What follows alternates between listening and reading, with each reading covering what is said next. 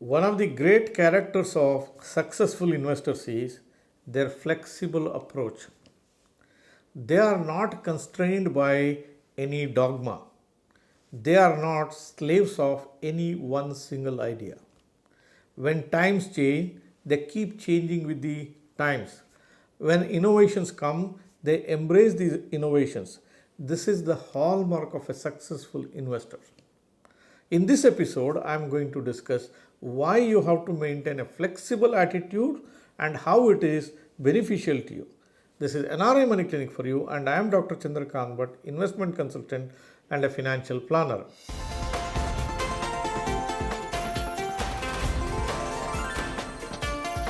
NRI Money Clinic. No hype, just the right advice.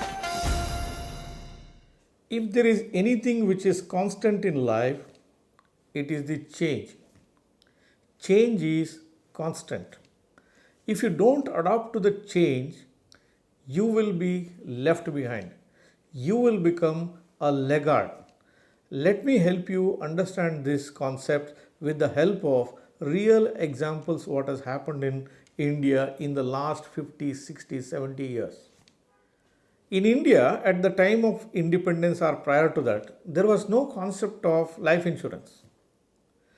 There was no life insurance at all. If at all, if it existed, it was accessible to maybe for few people. But on a mass scale, it was not there. Then came LIC, the Life Insurance Corporation of India. When it came, the concept of insurance was not acceptable to the general public because they felt by paying money for something untoward that might happen, if that event did not happen, then they stand to lose that money. So it was not selling. So what did the government do? So government came out with a plan called an endowment plan. Endowment plan was a bait to tell the investors or the policyholders, look, in case if you don't die, at the end of the term, you are going to get so much of a money. The whole country had to be practiced into the system of buying insurance plan. Why did the government brought insurance? Because the society was changing. Prior to independence, how was the economy? The economy was an agrarian economy. People had farmlands. So if one of the person dies on the farmland, the farm itself was an insurance. Likewise, there were businessmen. So the business used to have the continuity. The rest of the members of the family would continue with the business. So business was an insurance. Likewise, professions. The profession would continue in the families. The economy had joint families. So if one of the members of the family dies, there are other members to support and take forward the life for them. But when the economy started developing, this system came to an halt. People started changing professions. Urbanization came in. They moved away from farmland into the cities, and there was a need for insurance. That's how LIC came into India. For 50 long years, LIC had very popular plans of endowment insurance, plans of money back policy, and it was adored. It went to such an extent that it got into the genes of people that LIC is ultimate. Today you talk to anybody, people will say, don't club insurance and investment. But 50 long years, the same practice was adopted as a dogma. Why? Because there was no other alternative. Why? The society has to be groomed into believing in the concept of insurance. So in the 50 years time, the times changed. If you did not change with that, the better benefits that followed for the development that happened later on would not come to you. In the year 2000, the insurance sector got privatized. People did not believe the private insurers. They thought only LIC can pay them the money. But in the next 20 years, literally 1/3 of the India's insurance market has been captured by the private players themselves.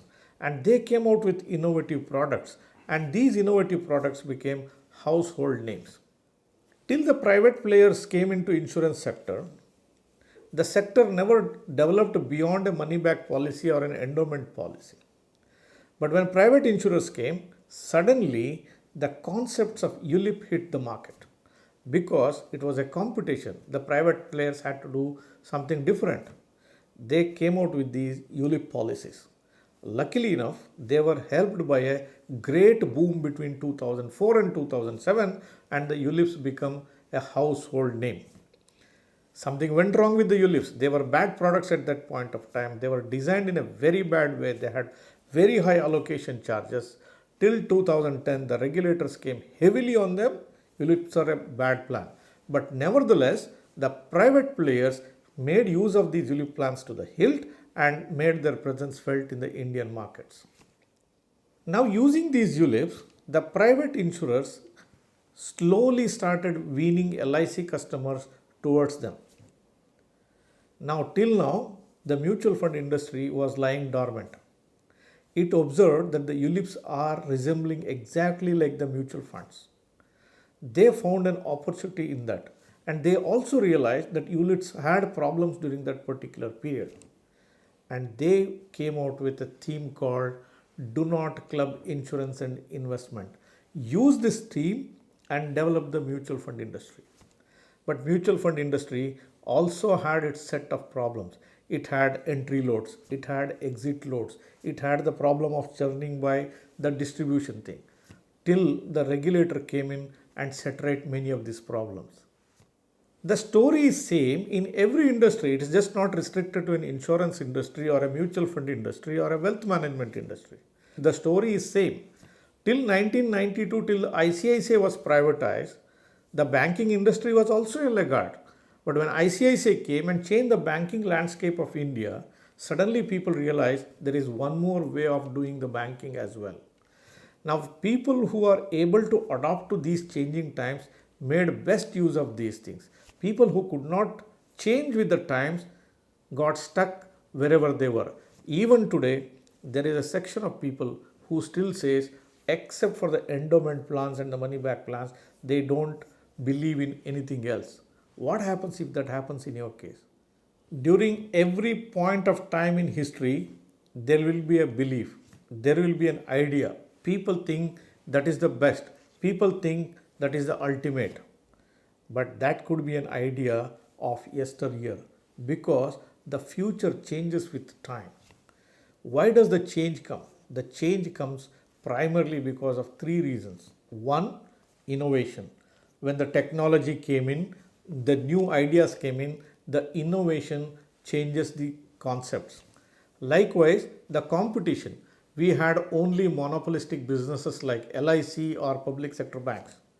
When private players came in, the competition brought several products which are better than the existing ones. Likewise, taxation can also change the playing equation. For a long period of time, investments in equity funds was 100% tax free. But in 2018, the equity fund started coming under capital gains tax, and a 10% capital gains tax was applicable on them. Till such time, mutual fund used to say ULIP plans are worse than the mutual funds.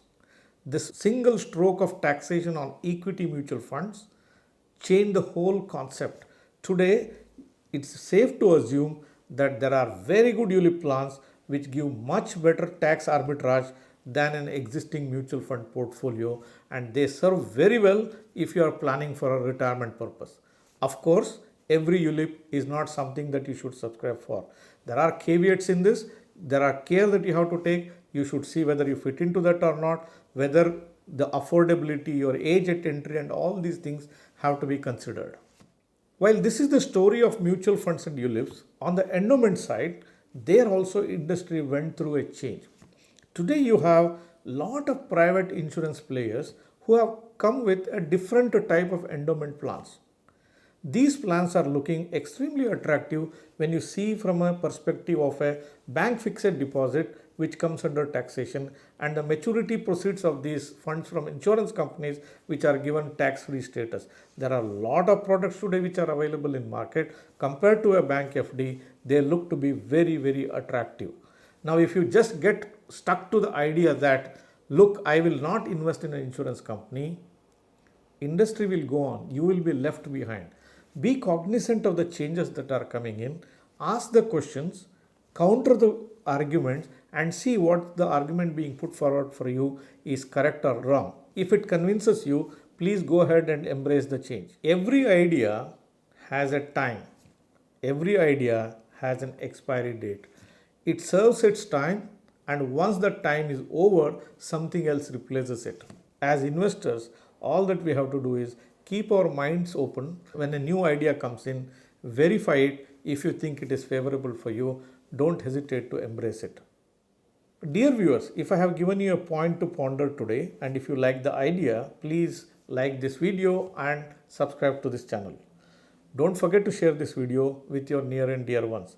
Thank you very much for watching this episode on NRI Money Clinic, and I will be back with you with one more topic very soon. Press the bell icon for more details and subscribe our channel.